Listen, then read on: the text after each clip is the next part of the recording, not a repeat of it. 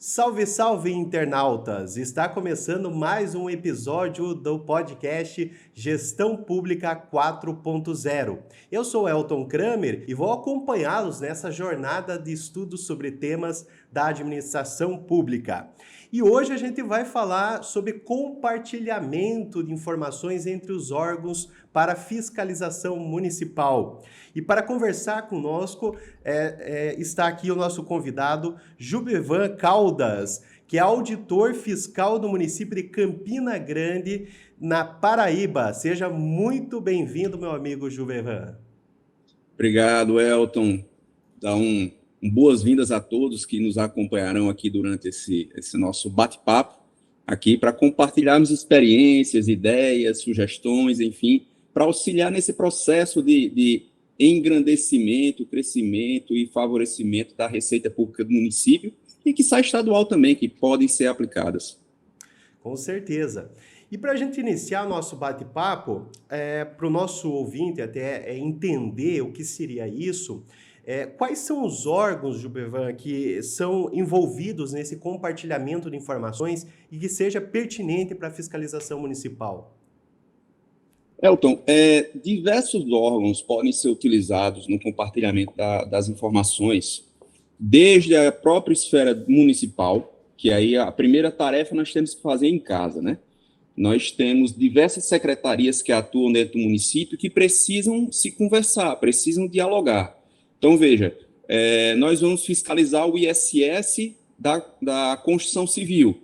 Temos que ter acesso aos dados que a Secretaria de Obras tem acesso nas liberações das obras, uma regular manutenção de dados e compartilhado para fiscalização tributária. Nós vamos fiscalizar, por exemplo, as estruturas municipais do IPTU, dessas bases das unidades imobiliárias. Nós temos, por exemplo, uma Secretaria de Saúde que tem um corpo técnico que faz a visita em casa e sabe quantos domicílios tem, quantas pessoas tem no domicílio, o endereço, e isso deve ser cruzado com nossa base de informação para saber que o quantitativo bate com a nossa base no município. Então, são informações que a gente precisa cruzar dentro de casa, primeiro. Né? Fora de casa, por assim dizer, nós temos a possibilidade de fazer cruzamento de informações, troca de informações com a Receita Federal, com a Receita Estadual, com a Companhia de Água e Esgoto de cada estado, tem uma base dos domicílios que podem ser utilizados e cruzados para a atualização da base imobiliária do município. Nós temos possibilidade de fazer um compartilhamento de informação com o próprio estado. O estado tem bases de informação que podem ser compartilhadas com os municípios. E esse cruzamento passa a ser mútuo também, que são bases compartilhadas, que servem para a fiscalização de um e de outro. Então, existe uma série de situações, aí eu lembro, por exemplo, o CREA, os Conselhos Regionais de Engenharia, fazem uma fiscalização bastante ostensiva nas construções, e é possível que o município tenha acesso a essa base de informações, dessas licenças de construção, para fiscalizar a taxa de licença de construção que tem que ser gerada no município, para verificar se aquela construção está sendo uma incorporação ou se está sendo uma obra contratada para o recolhimento ISS. Então, existe um universo muito amplo de entidades, órgãos, dentro do município, fora da esfera do município, na esfera estadual e federal, que podem compartilhar informações para melhorar a dinâmica e a base de informações. E é interessante até porque os municípios têm que utilizar dessa tecnologia, né, Jubevan? Que a gente tem aí um arsenal muito grande hoje, aplicativos, programas que conseguem captar essas informações e muitas vezes municípios estão ainda no papel, né, na tecnologia do papel. Então a gente precisa aproveitar essa tecnologia e implementar formas que vão facilitar e até otimizar a atuação do auditor fiscal, né? Sim, sim, certeza. Eu estava recordando enquanto você falava aqui, nós fizemos recentemente um procedimento de fiscalização com instituições de ensino. As instituições de ensino prestam informações ao Ministério da Educação. E o INEP, que é o instituto vinculado dentro do Ministério da Educação, tem a base quantitativa de alunos. E isso a gente pode cruzar com as informações prestadas aqui no município para saber se a base tributária informada bate com o quantitativo que está lá no INEP, que é a informação oficial. Você tem ideia, Elton, nessa fiscalização, apenas cruzando a base de quantitativos de alunos matriculados ativos nas instituições de ensino médio, infantil e fundamental, tá? Escolas particulares. Nós chegamos a um cruzamento, fazendo a pesquisa de valores de mensalidades, a uma diferença de base de cálculo não declarada de 200 milhões. Valor significativo. Né, que não estava sendo oferecida a tributação. Então, veja, no município com 400 mil habitantes, como é a realidade aqui de Campina Grande, é um valor bastante significativo. Aí é um trabalho que a gente faz buscando o passado e também orientativo para que os contribuintes passem a se comportar adequadamente para evitar esse acúmulo de um passivo e venha informando de forma adequada para que no futuro isso esteja na sua planilha de contas ajustadazinha e que ele possa cumprir as suas obrigações tributárias com o município. E sem a tecnologia não seria possível chegar a esse quantitativo, né? De forma alguma. A gente, para fazer isso de forma manual, é algo assim, um dantesco, né? Você pegar planilhas com valores, com números, com linhas, a gente chegou a pegar planilhas de informação aqui com 9 mil linhas. Imagina no olho ali, você está batendo no Excel tudo. Então, a gente busca ferramentas também que possam fazer esses cruzamentos, né? Ter os dados é uma coisa, é um primeiro passo. O segundo passo é o que fazer com esses dados, como tratá-los. E é importante as ferramentas que estão disponíveis no mercado para poder fazer esse tratativo. Aqui a gente também trabalha na Procuradoria de Dívida Ativa do Estado. Muitas vezes a gente tem que investigar o contribuinte, se teve um caso de sucessão tributária, grupo econômico. E hoje a gente tem a tecnologia aqui também, uma estrutura que nos permite, não é ideal, mas é uma estrutura boa que nos permite chegar a esse tipo de fraude. E eu penso assim, se eu não tivesse esses programas, se eu não tivesse essa estrutura, nunca que eu ia descobrir. Então é uma coisa que tem que ter um investimento, né? O município também tem que pensar nesse sentido, porque ele mexe com grandes contribuintes. Né? Sim, e aí você falou bem, é investimento. Porque a gente se depara com a realidade, Elton, que muitos municípios não querem disponibilizar recursos financeiros para estruturar a sua administração tributária, porque percebem isso apenas como um gasto. E isso é um pensamento muito pequeno e limitado, que mostra que a cada real investido, aplicado na administração tributária, reverte em pelo menos 10. Então, tudo que você coloca de recursos bem aplicados, bem direcionados na administração tributária, não tenha dúvida que terá retorno. Né? Até por uma inércia gera um retorno. Se houver proatividade, esse retorno é infinitamente maior. Aí você falou a palavra certa, não é despesa, é um investimento, porque tem que ter um retorno, né? Você não vai comprar um programa apenas para gastar, você vai comprar para investir no setor tributário que, em tese, vai trazer, né, um retorno financeiro. Perfeito. E, Jupiva, aí em Campina Grande, você tem alguma experiência que poderia compartilhar com nossos ouvintes de algo que vocês investiram e deu certo, que poderia ser um case aí para os nossos municípios que estão nos ouvindo, nos vendo? Sim. Na verdade, nós temos uma experiência, Elton, no estado da Paraíba. 2017 foi criado aqui no estado da Paraíba o Fórum Permanente de Administradores Tributários. É um espelho do Encontro Nacional de Administradores Tributários e foi feito um encontro estadual e que se transformou num fórum permanente.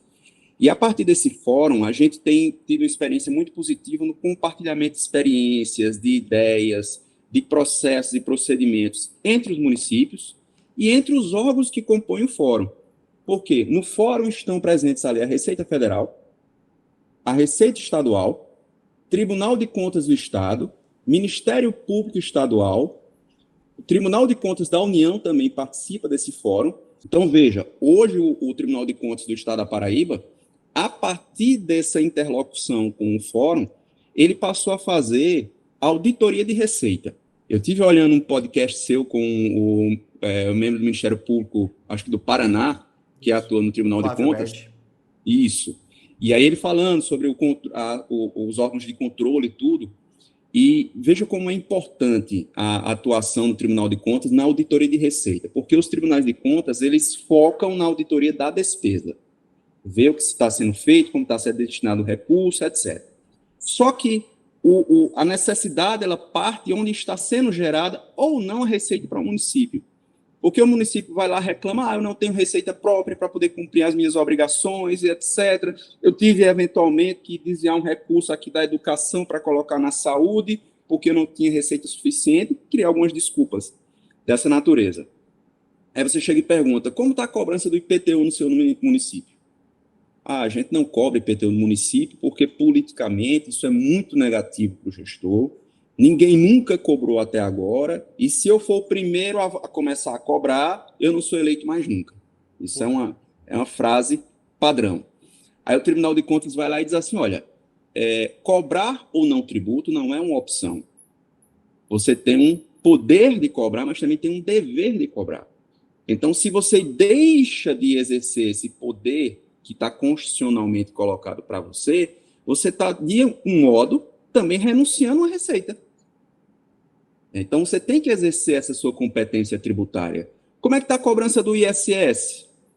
Os prestadores de serviço do município estão sendo cobrados? A gente faz a retenção do ISS aqui, de quem contrata com o município. E os outros prestadores que vão eventualmente fazer essa execução? O ITBI, as transações imobiliárias dentro do município. Tem estudos que apontam aí que cerca de 95% dos municípios não contam com a receita própria. Nem tem estrutura na administração tributária para gerar receita própria. Fica só esperando os repasses do Fundo de Participação do Município, os repasses da participação do ICMS, e se satisfaz com isso. Então, esse fórum ele gerou esse movimento. A partir disso, o Ministério Público entrou em ação, que foi uma experiência muito exitosa, o que ficou conhecido aqui como um programa de IPTU legal. Como é que fez? O Ministério Público implementou um procedimento interno, chamou todos os administradores municipais, todos os prefeitos, e foi verificar como é que estava a cobrança do IPTU, se existia legislação, se existia uma base cadastral, se estava sendo cobrado, e celebrou TACs com todos os municípios do estado para iniciar o procedimento de cobrança. E aí isso tem um lado muito positivo. Por quê? Sempre quando eu converso com um prefeito, um gestor municipal, eu gosto de dizer assim, gestor, eu sei que a cobrança do tributo, politicamente, ela não é interessante, não é apalpável, não é uma política de governo que você sai gritando aos quatro cantos, mas é uma obrigação. Então, se você celebra um TAC desse com o Ministério Público, o Tribunal de Contas manda lá um alerta para você, e houver um questionamento do cidadão, você pode até dizer assim, por mim, eu não cobrava. Mas eu sou obrigado a cobrar. E o Ministério Público está aqui, ó, no meu cangote, que a gente fala aqui no Nordeste assim, né? No meu cangote, pulsando, exigindo que eu cobre. E se eu não cobrar, eu vou responder por improbidade administrativa. Então, eu não tive escolha. Eu tive que cumprir o que o Ministério Público mandou. Então, até como desculpa, esse procedimento envolvendo Tribunal de Contas, Ministério Público, auxilia os gestores municipais a aumentar a receita própria. Tem um álibi, né?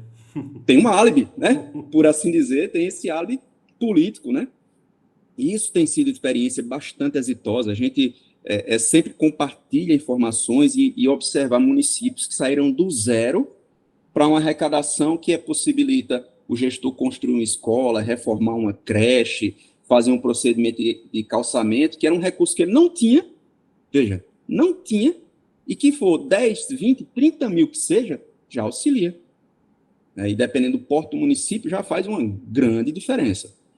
Então, essa é uma das experiências mais exitosas. E aí, esse compartilhamento, o acesso à informação, o município ter acesso ao delegado da Receita Federal para fazer uma parceria, um convênio, para ter acesso a alguns dados, à informação. Então, esse fórum, ele possibilita isso, né? Esse compartilhamento de experiências, de informações, que tem sido muito positivo.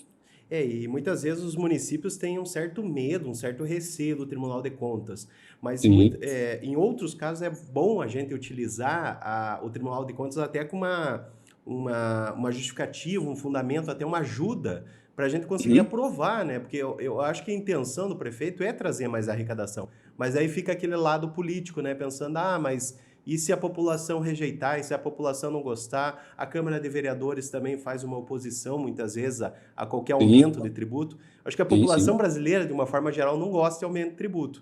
Mas a gente tem que saber que, por exemplo, a PGV tem que ser alterada, tem que ser atualizada. É uma questão de Tem que justiça existir tributária. primeiro. Isso. Tem Tem primeiro que município que não existir. tem, né? Não tem. Eu me espantei que alguns municípios que eu fui visitar, eu perguntava qual que é a tua PGV. Não, professor, aqui é o programa que faz tudo, não tem o PGV. É, Outro município que eu me assustei era pequeno, bem pequeno, mas sequer tinha dívida ativa, o que eu me assustei mais ainda. Ali eu quase tive um infarto. Então, realmente claro. tem problemas aí, cada município é uma realidade diferente. E, É obviamente, verdade. todos eles precisam dessa ajuda, desse apoio, e eu acho que o Tribunal de Contas, além do poder fiscalizatório, que é importantíssimo, mas ele tem que dar esse apoio também para conseguir implementar uma legislação eficiente, né? Colocar Sim, contratação de auditores, contratação de procuradores, implementação de uma atividade de gestão pública efetiva, né? e de qualidade, porque a gente às vezes percebeu que a partir desses taxas, alguns municípios passaram a fazer concurso. Muitos municípios fizeram o primeiro concurso da história para auditor fiscal no município, aqui em nosso estado, a partir desses taxas. Aí faz um concurso para contratar um fiscal para receber salário mínimo. Aí você veja, você precisa de uma estrutura técnica adequada. Um sujeito capacitado tecnicamente para poder fiscalizar, acompanhar toda essa demanda tributária que existe no município para receber salário mínimo, você não vai ter um atrativo de conseguir um pessoal técnico adequado. Então, tem que ajustar a remuneração, né? E perceber isso aí como investimento. Aqui vai ter retorno, não tenho dúvida. Recentemente, aqui no mesmo município, nós tivemos a contratação de um grupo novo de um último concurso fiscais, lógico, alinhado a essa entrada desses grupos de fiscal, nós podemos implementar ações de fiscalização que não podíamos em razão da limitação do corpo técnico existente, e a gente conseguiu aumentar, pense só no ISS, em quase 30% a receita do ISS ao longo do ano, sem aumentar a alíquota, sem aumentar a carga tributária, apenas exercendo as ações de fiscalização. Se você compara isso com o crescimento do mercado de serviço, um crescimento médio de 8%, 9%, então não foi um crescimento involuntário de arrecadação, não, foi provocado a partir de ações com essa implementação de um aumento do corpo técnico, de uma atuação proativa da fiscalização. E aí o gestor precisa perceber isso. E um auditor fiscal valorizado, né, bem remunerado, é um auditor que vai trazer a qualidade esperada. Agora, se abrir Sim, um concurso, por exemplo, salário mínimo, talvez aquela pessoa de qualidade que você pensa atrair, ele não vai ficar atraído, ele vai fazer outro concurso em outra cidade, né? Então a gente tem que perfeito. pensar, você quer um bom profissional ou não? Né? O Uhum, problema é que muitas vezes vem aquela resposta, não, eu não quero porque vai incomodar os meus munícipes, né? Mas veja bem, você tem que pensar no interesse público. Se você quer é um verdade. retorno, tem que investir. Né? Não Isso, adianta você querer colher alguma coisa sem plantar. Né? é verdade. Principalmente Nós tivemos uma isso. experiência bem inusitada no município pequeno, aqui, um município de 30 mil habitantes, que foi interessante que, a Lucas. partir desses diálogos, o gestor apresentou uma proposta de criação do Código Tributário do município e, quando foi para a Câmara simplesmente disse, não vou aprovar, porque a gente não permite que passe executivo. Existia um racha, né? A Câmara não tinha maioria e aí não foi. E aí o pessoal teve lá junto dos órgãos que compõem o fórum, nós estivemos lá, fizemos uma reunião com a Câmara de Vereadores do município, instruímos, olha, isso aqui não é uma questão de política do gestor, é uma necessidade, o gestor tem que cobrar, é uma receita própria, é obrigação legal, tem um termo de ajustamento de conduta com o Ministério Público, o Tribunal de Contas está acompanhando isso, então tem uma obrigação, a gente teve que convencer os vereadores para poder ser aprovado o Código Tributário do município que não existia. Veja como que é. Veja E é só, uma necessidade básica, né, o código. necessidade básica. Perfeito. E, Gilberto, o que o município que queira fazer esse compartilhamento de informações, essa integração de cadastros? Vamos pensar no ambiente interno do município, Uhum. né? Para depois evoluir para o ambiente externo. Quais são as medidas básicas que o município tem que tomar cuidado e tem que providenciar para fazer essa integração? Olha, primeiro precisa arrumar a casa. Então, esse arrumar a casa pressupõe ter minimamente um sistema com a base de dados para a gente alimentar essas bases de dados para poder compartilhar as informações entre as secretarias. Eu passei algumas experiências de visitar alguns municípios que o controle era feito no caderninho ali, anotação manual, manuscrito, e que o sujeito ia lá e verificar quem está pagando IPTU na tesouraria, pagamento em tesouraria ainda, que chegava lá no balcão. Eu tive lá numa reunião num pequeno município que nos chamou para dar um auxílio aqui, e aí quando nós chegamos lá, eu fui conversar com a secretária de Finanças, que estava no cargo há 25 anos, sai gestão, entra gestão de um lado e do outro, mas ela permanecia ali. E aí eu perguntei, como é o controle do pagamento do IPTU que vocês fazem aqui, por exemplo? Aí ela puxou uma gaveta e disse, olha, aqui mesmo eu já recebi, está aqui os recibos que eu recebi dos IPTUs, o pessoal chega aqui, aí eu vi quando uma pessoa chega, dona fulana, eu vim aqui pagar meu IPTU, veja aí quanto eu estou devendo, aí ela de cabeça, viu? Olha, você pagou ano passado, esse ano você não pagou ainda não. Quanto é? Tu mora onde mesmo? Ah, tu mora naquela rua ali, que é depois da rua do cemitério, né? Aí disse, aquela mesma, aquela casa, o seu IPTU é X. Aí pegou, a pessoa pagou lá, deu um recibozinho de papel, uma via e colocou outro na gaveta. Então imagina o nível de controle em uma situação dessa. Então, minimamente, tem que estruturar essas bases, tirar do caderninho, coloca numa planilha do Excel, vamos lá, começar numa planilhazinha do Excel, joga lá, alimenta, depois busca no mercado, tem sistemas aí com custo proporcional para os municípios, tem que pesquisar, procurar, pegar experiências em municípios equivalentes, comprar, adquirir esse sistema, esse software, não comprar, que não se vende mais esses softwares, né? É aquele suporte lá, então a seção do software para utilização, investe essa estruturação para poder haver um compartilhamento dessas informações. Então, o dever de casa é a primeira ação. No segundo momento, saindo da esfera municipal, porque internamente teve a informação, você solicita lá o secretário, ele manda lá um relatório, beleza. Externamente, aí tem que celebrar convênios. Celebra um simples convênio com o CREA para ter acesso à base de informações lá das fiscalizações que foram liberadas na Constituição para fiscalizar o ISS. Celebra um convênio com a Receita Federal para fazer cruzamento de informações. Tivemos aqui experiências exitosas demais nesse compartilhamento com a Receita Federal, que cruzou a base das informações das declarações da Receita Federal com a nossa base de notas. E, a partir disso, foram milhões de bases de cálculo que não tinham sido oferecidas à tributação, que puderam ser chamados para negociação. E aí, lá vem aquele trabalho educativo, né? A partir daí, tem essa primeira chamada, regula um passado, e aí ajusta para dizer ao contribuinte, olha, a gente tem onde alcançar essas informações. Então, não adianta você esconder do município e prestar conta à Receita Federal, ou esconder da Receita Federal e prestar contas apenas com a emissão de nota para o município, porque essas bases podem ser cruzadas. O Estado tem base de informação de movimentação financeira, através dos sistemas de compartilhamento de informação, que o município pode buscar junto ao Estado. Basta celebrar convênio. E a cooperação entre os entes está abonada na Constituição. Então, os entes devem colaborar, devem compartilhar informações. Então, basta formalizar isso através de celebração de convênio para ter acesso a essas informações. Aqui até no estado, anos atrás, a Receita Estadual conseguiu o cruzamento de dados de doações feitas e declaradas para o imposto de renda.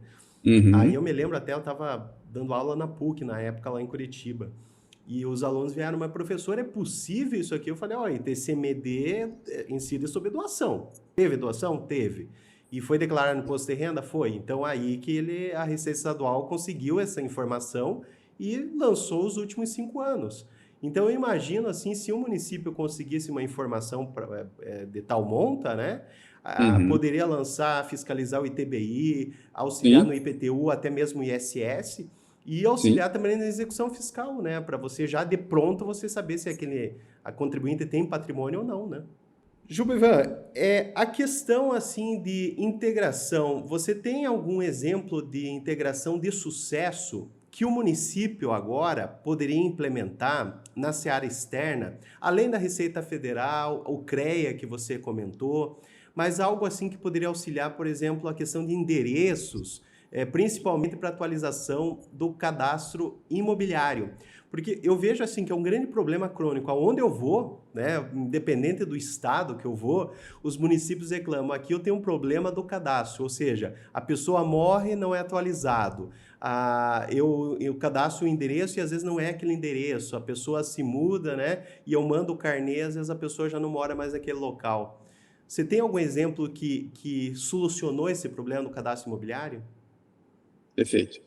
Veja, é necessário que o município rotineiramente faça essa sua atualização. Atualização que impõe até uma atualização da própria PGV, a planta genérica de valores, etc.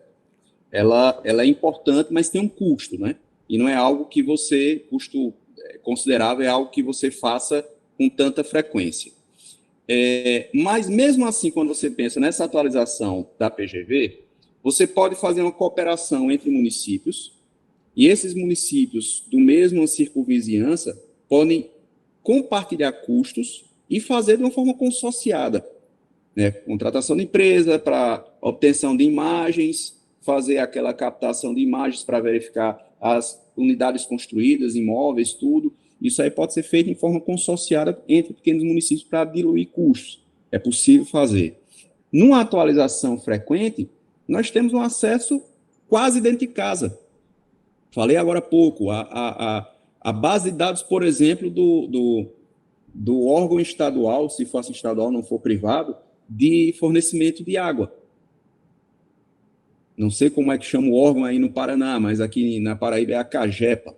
Busca lá na Cagepa, tem lá todos os endereços. Se tem água ligada, não é terreno. Há uma unidade construída. Só disso aí você já verifica quantas unidades imobiliárias com edificação existem no município. Bate com as informações da Companhia de Água e Esgoto. Então, se não bateu, opa, tem unidades a mais aqui, vamos verificar quais são. Aí vai lá, faz uma atualização. Tá? Quantas unidades em si tem ligações? Você pode fazer com a Companhia de Energia Elétrica, da mesma forma. E na Companhia de Energia Elétrica, a partir da prestação de contas que ela faz junto ao município, da contribuição de iluminação pública, já é uma base que vem para o município, que tem as ligações. Então, já dá para fazer esse cruzamento no quantitativo. Em termos de construção, área construída em si, aí não, é o município que deverá fazer essa captação de informação, conferir se houve construção ou não. Se houve uma construção e não foi regularizada no âmbito do município para fins de aumentar a área construída, a informação lá junto ao CREA talvez tenha essa informação, que ele tenha captado, que houve uma reforma, ampliação, e busca lá essa base de dados. Então, existem alguns meios de cruzar isso, por exemplo, para a base de dados com os municípios cruzando com essas outras entidades, esses outros órgãos. Porque você tem a questão de ter softwares que já façam isso, né, essa captação automática, claro, você pensando no investimento mais oneroso. Mas, Sim. Se não tiver, mesmo que não tenha, alguma coisa nem que seja manual, né, Gilberto? É importante se ter um mecanismo que você atualize, porque é complicado se imaginar um cadastro imobiliário que vai servir para uma CDA. Você ou vai protestar ou vai executar. E o endereço, ou até pior, o nome do sujeito passivo está errado. Isso você pode perder todo aquele teu lançamento e ainda gerar um ônus, que é pagamento de dano moral ainda para o contribuinte ou para o possível contribuinte, que na verdade não é, né? Tu sabe uma situação que você falou aí de atualização de base do sujeito. Eu lembrei que recentemente nós tivemos uma propositura de uma série de execuções fiscais aqui no âmbito do município, e algumas retornaram com problema de titularidade por uma razão muito simples. A propriedade foi transmitida em razão de um processo de herança, inventário. O inventário, ele tramitou e foi lá junto ao Estado para o recolhimento do imposto de transmissão causa-mortes. E essa informação ficou lá no âmbito do Estado. Os que receberam a propriedade não vieram ao município informar que passaram a ser os novos titulares. E a propriedade no cadastro imobiliário continuou no nome do sujeito proprietário anterior que já está falecido. Né? Então, basta buscar essa base com o Estado para atualizar também. Né? Quais foram as transmissões que ocorreram por aí no imposto de transmissão causa-mortes? Para a gente trazer essa informação. É obrigação do contribuinte manter atualizado isso aí? É. Mas a gente sabe que muito dificilmente ele vem voluntariamente fazer esse tipo de atualização. Então, a gente vai lá e busca essa base para atualizar isso. Busca no cadastro, por exemplo, da Companhia de Energia Elétrica, em nome de quem está a conta de energia elétrica. Essa transmissão foi para um novo proprietário? Foi para um inquilino? Para quem foi? Para atualizar também isso, para a execução não ser frustrada quando chegar em fase de execução, né? E você tem a captação da informação que você tem tanto no processo ou no cartório, se for um inventário extrajudicial, como no próprio Estado, né? De repente, Sim. um convênio, você tem 3 ou 4 opções aí para você fazer um convênio e obter essa informação, né? Sim, perfeito. E outra dificuldade que os municípios estão até alegando é a LGPD, né? Que é a Lei Geral de Proteção de Dados. Como que Campina Grande está se preparando e como que você vê essa possibilidade de compartilhamento de informações à vista da LGPD? Vai complicar, vai ficar mais difícil ou vai ter esse compartilhamento normal entre as fazendas públicas? Veja, tem que ter algumas cautelas, né? Tem que ter alguns cuidados. Que, como nós já lidamos com a questão do sigilo fiscal, o sigilo fiscal ele já ampara a situação do compartilhamento de informações, porque essa informação não vai ser compartilhada aleatoriamente e sem o fundamento. Então, algumas bases de informações para ser compartilhada pressupõem a existência de um processo de fiscalização em curso que justifique a busca dessa informação. Então, existe um direito supra, que é um direito da fiscalização do Estado, que se sobrepõe a isso. O julgamento do próprio, a questão do sigilo fiscal e o acesso da informação do Estado à movimentação financeira, ele já dá uma ideia a partir disso, né? Porque o sigilo bancário ele vai ser amparado por outro sigilo, que é o sigilo fiscal. Então, o sigilo das informações pessoais, no meu ponto de vista, ele está resguardado, mesmo o compartilhamento de informação, porque não vai ser dado aleatoriamente. Vai ser dado para um órgão de fiscalização que vai buscar aquela base e tem por obrigação legal, sob pena de responsabilidade, inclusive pessoal, resguardar aquela informação e utilizá-la apenas para fins que estão adstritas ao processo em curso.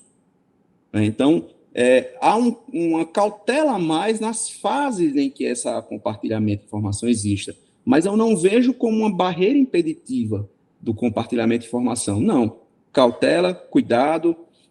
Existem alguns convênios, por exemplo, que nós acompanhamos, não aqui no município, que não avançamos ainda nisso, mas na capital, o município de João Pessoa, fez com a Receita Federal, e a Receita Federal, para liberar o acesso a essas informações, ela cadastrou apenas um servidor da fiscalização, um IP de uma máquina, que apenas ele, nessa máquina, poderia ter acesso a essa base de dados.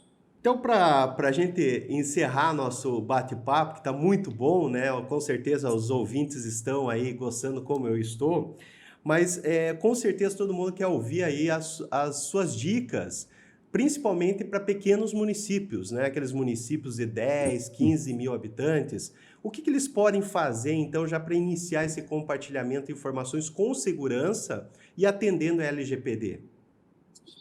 Veja bem, primeiro eu volto ao discurso que eu fiz anterior. O gestor precisa saber da importância, se convencer da importância de fazer uma estruturação adequada na administração tributária municipal.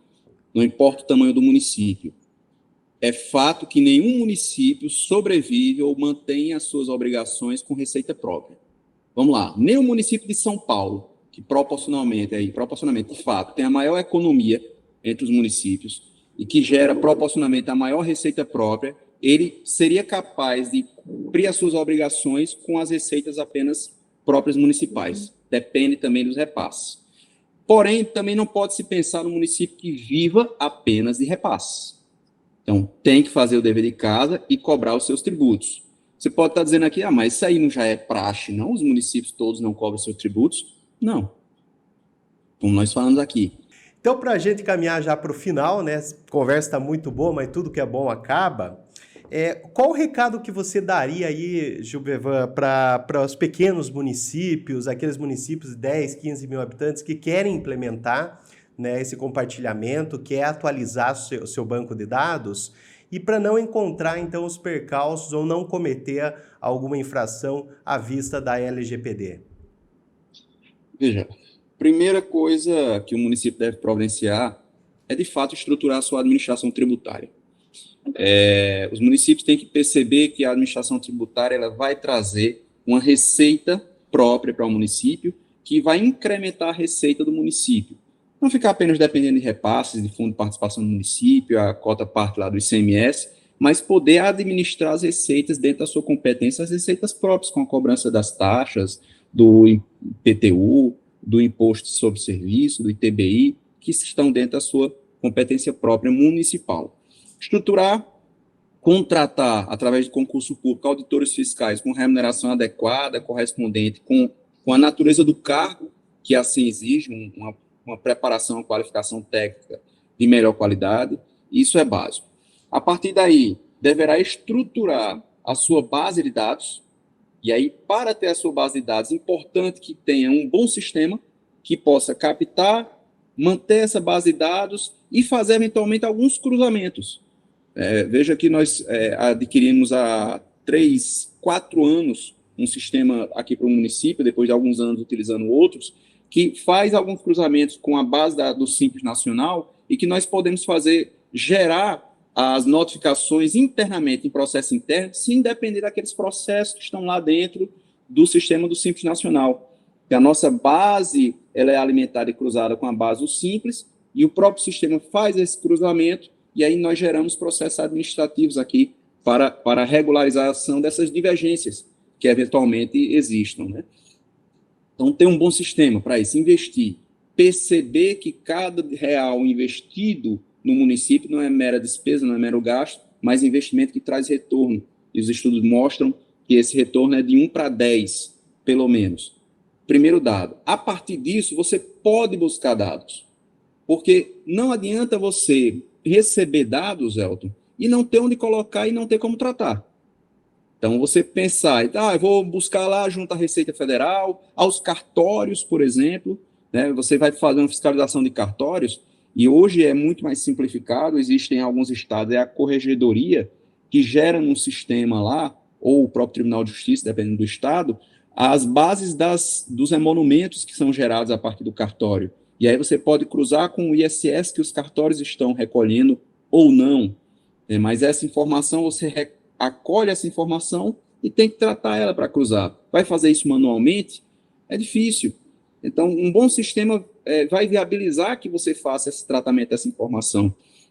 Você busca lá junto à Receita Federal, a um Tribunal de Contas, eventualmente, a um órgão desse, informações que chegam lá numa planilha do Excel com 9, 10 mil linhas. Imagina você tratar isso manualmente numa planilha. Então, a importância de um bom sistema.